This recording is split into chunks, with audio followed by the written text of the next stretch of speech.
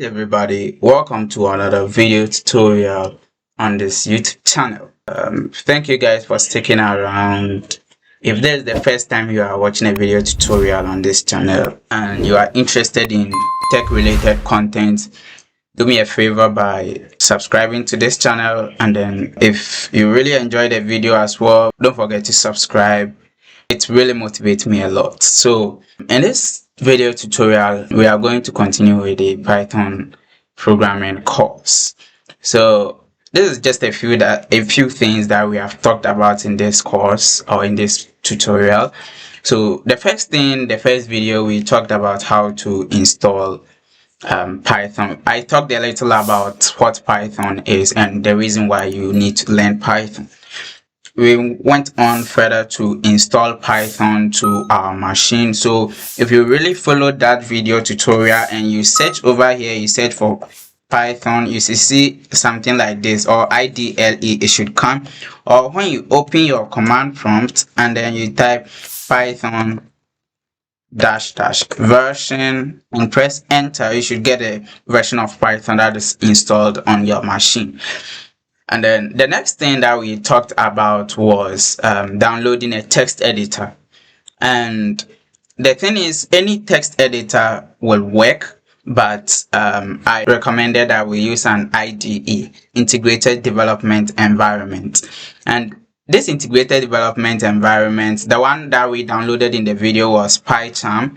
That's specific for Python, and it helps you a lot when you are programming in Python by getting you code completions, suggestions, and a whole lot of stuffs. And it also comes with some colored, it colors the keywords so that you know exactly what you are doing. Right after that, we also learned how to print something. So I'll launch my PyCharm over here. I'm using PyCharm Community version 2021. If you are now doing it, then you just go to File and then open a folder, right? And then I have this simple Python file over here. So the next thing we did was a program to display something. So anytime we want to display something onto the console, we just say print, and then in open and close brackets, we type whatever we want to print. So for example, let's say I want to print like hello world.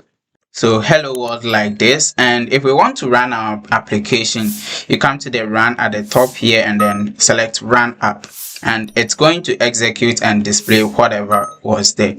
However, if you decided not to download this IDE and you just want to use the normal text editor, it's all the same. I'm going to open this.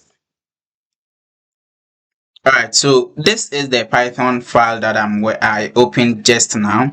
So assuming I want to do it with Notepad or Notepad++, I'd rather use edit in Notepad like this. That means I'm not using any IDE. And if I want to run it, you just open the command prompt at the top here, wherever your file is.